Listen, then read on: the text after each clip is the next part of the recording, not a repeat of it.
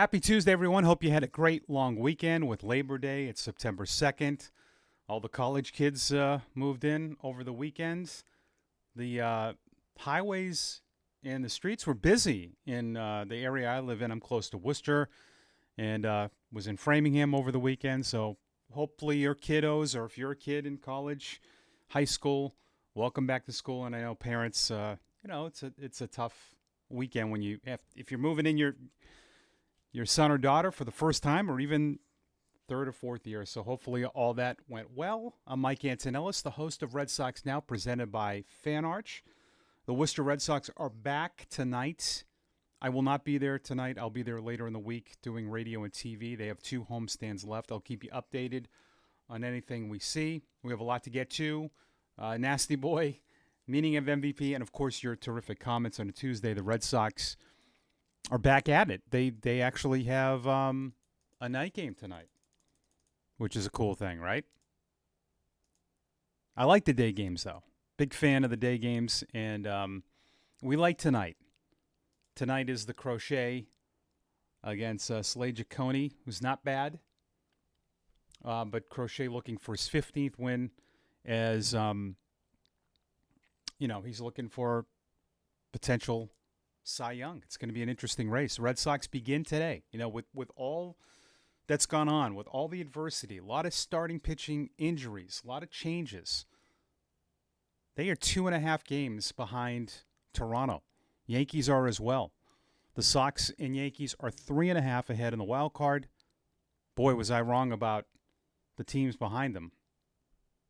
I didn't think I said that the 6 was secure in both leagues. By the way, the Giants, you know how I knew the Giants and Devers were in a good swing? Because I heard nothing about Devers on social media. They are at 500. They're still 5 out. But they have really been on a good run here. But it was radio silence with Devers and the Giants. And I every time there's something that's a hot topic and then it becomes quiet, I go and look. And he's doing well. That's why. But he's close to a 3,100 season. Not saying that, I don't want to get back into the trade thing, but good for them.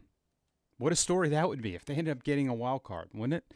But Texas is only a game and a half out. They've won 6 in a row. They did this a few years ago when they won the World Series. Kansas City's 2.5 out. All of a sudden, the American League is getting a little tougher. The schedules can do that at times, but it doesn't matter. You still have to play good baseball. And Texas beat Arizona. They're still there. Yankees will be at Houston. They start their gauntlet. Seattle is at Tampa Bay. Seattle has been kind of up and down. And the Tigers, who have the best record in the AL Central, are home against the Mets. What a great series that is as well. All right, the Red Sox, and before we get going, we're, I think, 10 subscribers away from 1,700. So please, if you have not subscribed, you could do that. The subs are important. The more we get, the bigger and better things that we have planned later through FanArch. We have a lot of things that we've talked about that we want to do for all of you, guys and gals. Thanks for watching. And we do the comments every day. So subscribe to the channel and leave your comments. I put this on X yesterday, where you can follow me at the Radio Mike, that the Red Sox might need to score 7 or 8 runs. I like that performance by Brian Bello. What? That's nuts. Yeah. I want to see when the you-know-what hits the fan. I want to see some adversity. You have to have it. Can't every single, Will Middlebrooks talked about it. Can't have every single start. It doesn't matter who you're playing. Cleveland's a tough opponent. But what did I notice yesterday with Bello? His eyes, the way he looked, composed. He stayed composed. I love watching Alex Cora's post-game press conference because I pick up on a lot of nuggets that he talks about. And he mentioned not too long ago, this would have been 4 innings. This would have been 4 2/3. It might have been 3 1/3.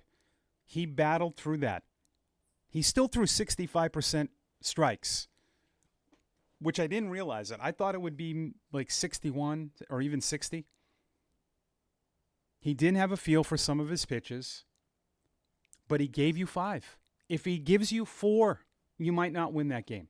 Would it change the bullpen rotation? You had to use Matz a little longer yesterday. Matz threw 23 pitches, went an inning and 2/3.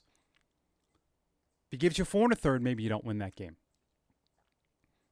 In the bullpen, again, they've done this over and over. 4 innings, 1 run.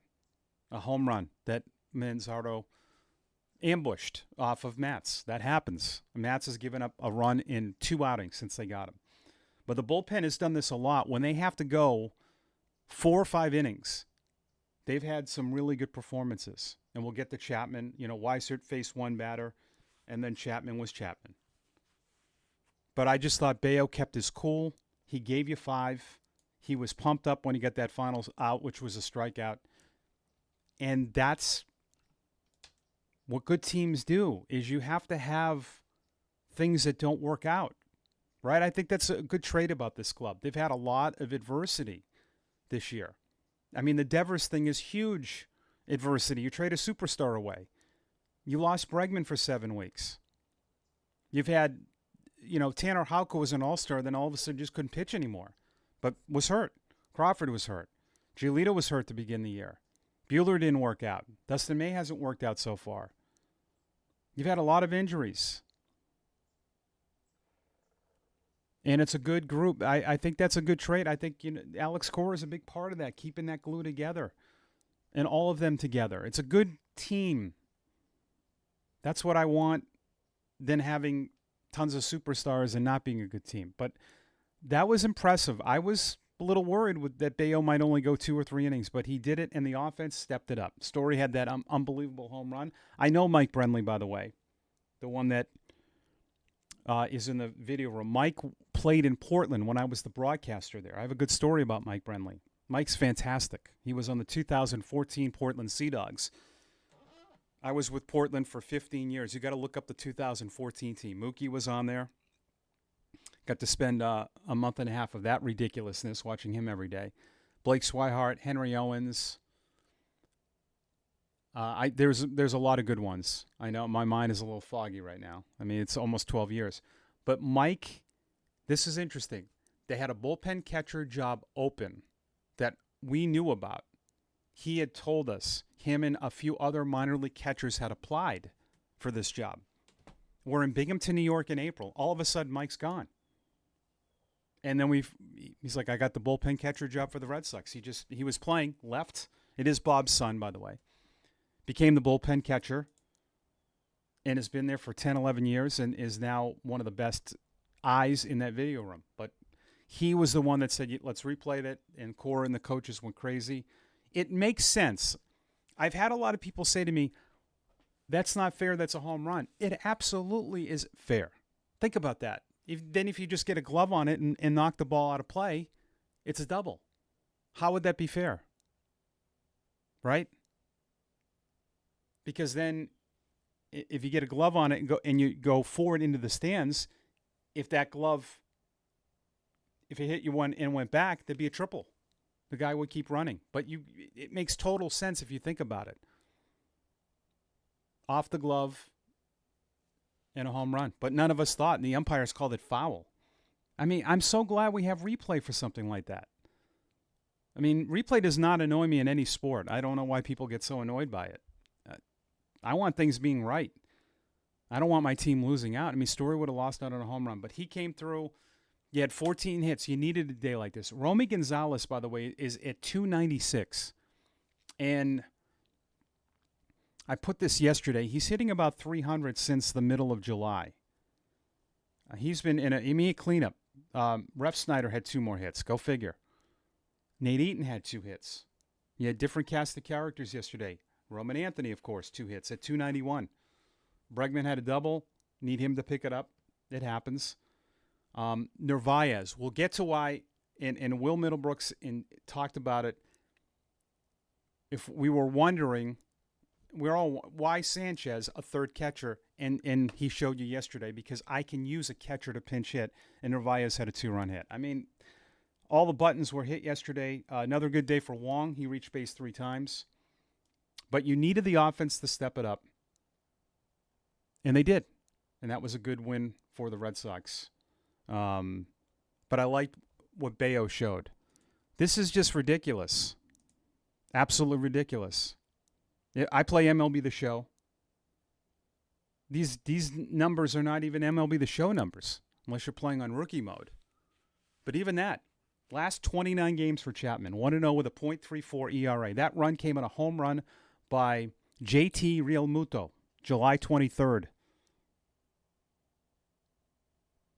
1-0, a .34 ERA, 26 and 2/3 in his last 29, 5 hits, 5 walks, 40 strikeouts, 1 run. 16 straight outings without allowing a hit, 46 straight batters. If he gets 8 more, that's 2 no-hitters in a row. I know I'm no fun sometimes on this. I don't think he deserves the Cy Young. I know that's being no fun. I just think it's an award named after a starter. I know relievers get votes, but I have a hard time giving him the award over Skubal or Crochet. I mean, it's just, that's hard for me to do. But they are bringing the closer award back next year, which we knew. But I mean, just amazing. And they signed him. He wants to be here. He talked about that yesterday in his press conference. But that was terrific. So I like healthy debates. Here's the things that I don't love. I hosted a sports show in Portland, Maine for 6 years on Saturdays. I loved it. 4 hours. And sometimes we'd get in these, I call them really dumb debates or topics about like, oh, Bill Russell couldn't play in this era. I mean, I hate those conversations. Those make no sense. Ted Williams or Ernie Banks couldn't play today. They would be living in this era. That doesn't make any, like, it's so dumb. Like, it's the worst conversations about, like, oh, if LeBron played in the Jordan era, what? He would have grown up that time. That's how you have to do it. Like, I don't like those debates. Arguing about who's the greatest player of all time. I mean, come on. Like, there's a thousands of answers to those. But I like this debate because I feel like the MVP definition has kind of been all over the place. Go look back in the day. In the day, the best player would not win it. I mean, it was ridiculous. Go look back and and again, I'm going back, but it's how they perceived it. It wasn't really the best player in the league. It was who was the most valuable to the team, which I don't know if I like that, right? When I look it up, it says the most valuable player of the American League and the most valuable player of the National League, right? So shouldn't it just be the best player regardless of what your record is? I mean, because we cheapen it. Well, if a guy puts up numbers on a bad team, it's easier. No, it's not. It can be harder because you don't have as much protection around you. There should be a real defined definition instead of interpretation, right? Like, shouldn't it just be this player was the most valuable to his team than any other player? It's a good argument. It's a really healthy debate. But let's do it for this team. Because I think you could really go in a lot of different ways, and I'm not sure that any of the answers are wrong. But the more and more, if I think of the MVP of the team, who was the most valuable player of the team? I've said Crochet. Definitely. It's hard when you cross pitchers and position players. Chapman, absolutely. A lot of you said Bregman, so here's why I wouldn't pick Bregman for this reason. There's not an ounce of me that is surprised at what he's doing. Is that unfair? Yeah. But what did you really need this year to be good? You probably know where I'm going.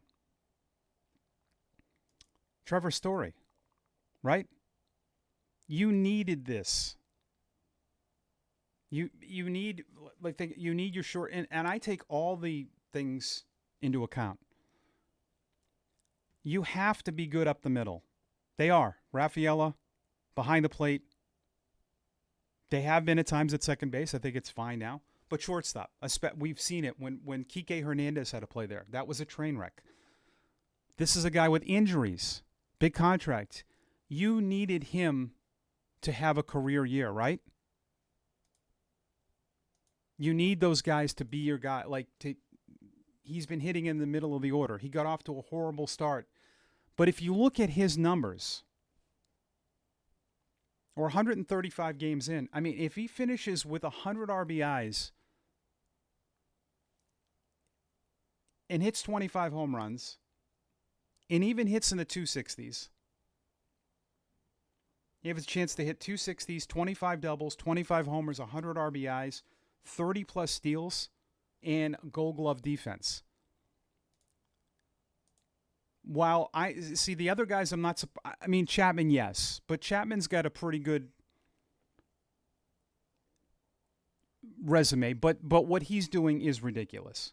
I'm not really surprised the Crochet because of the stuff, but there were questions surrounding Story. Health, haven't played in a while.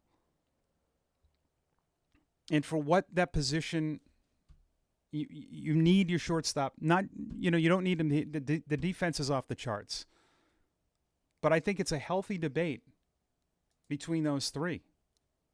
I think you could make an argument for all three. I feel like part of me now is leaning towards Story because your offense at times has been up and down.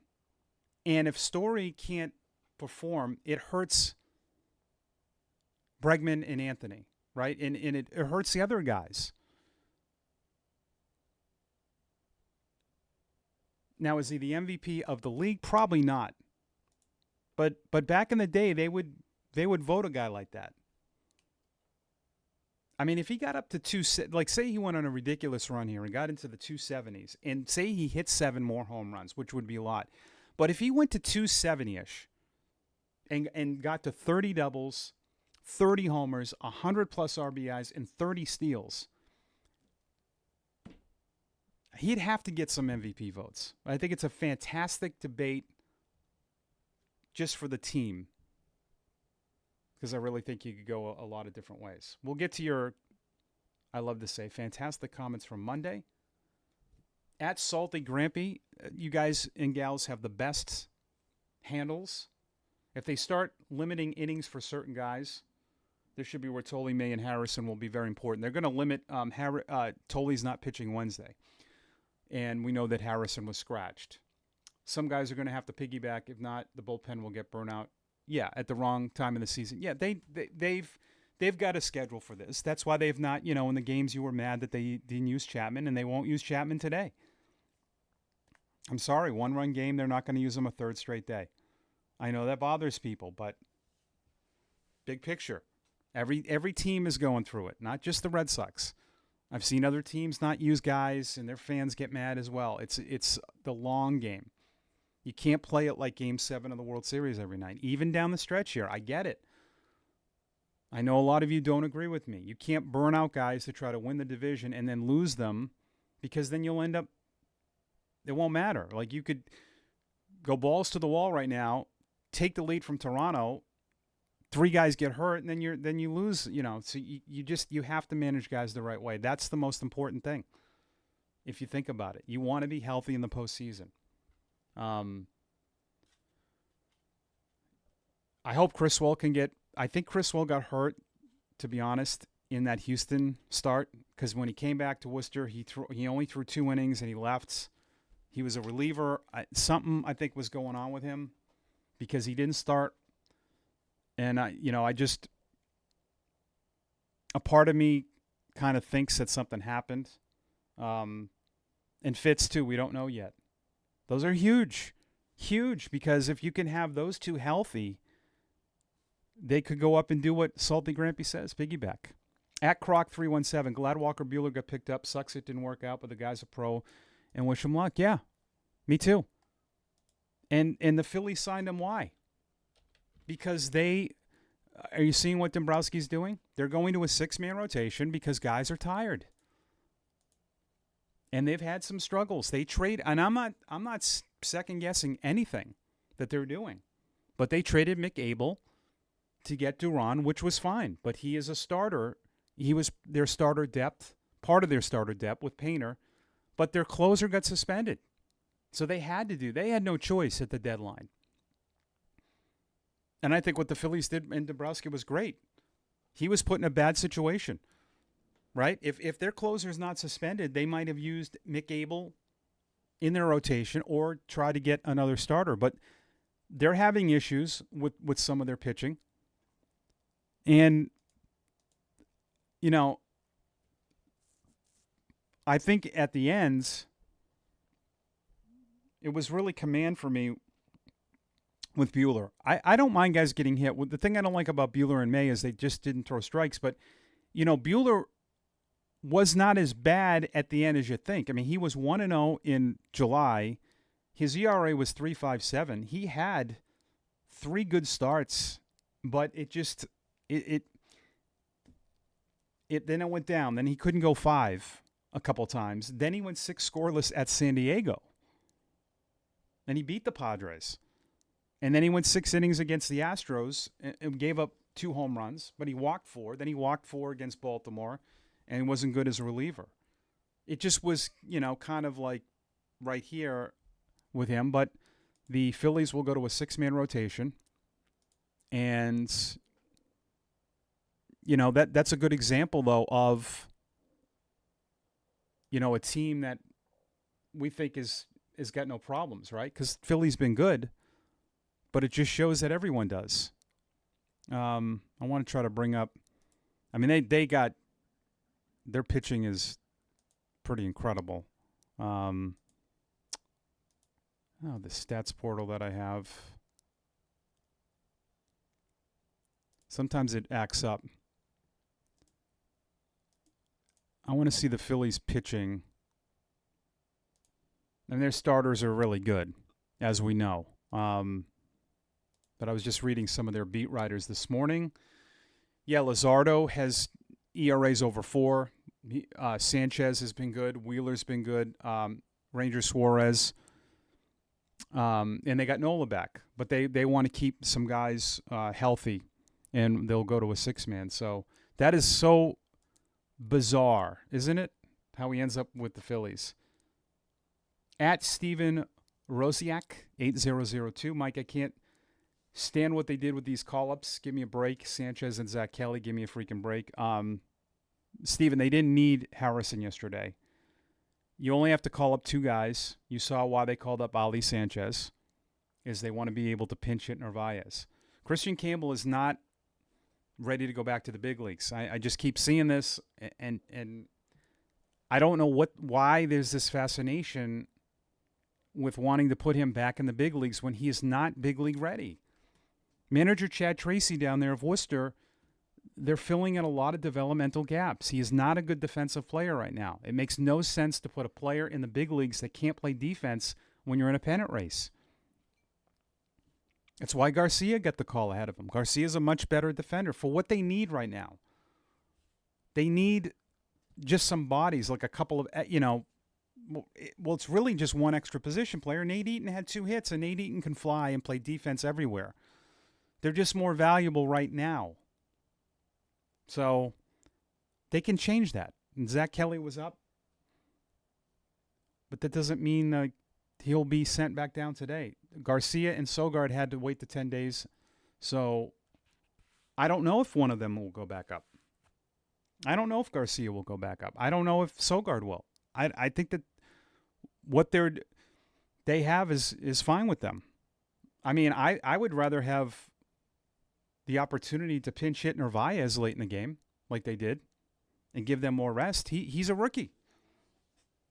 So, and again, that's tough with young guys coming off the bench. I don't always love that, but I think it's different when it's one of your starters.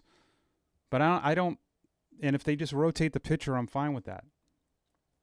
That's, to me, in the end, That's the whole thing is a pitching.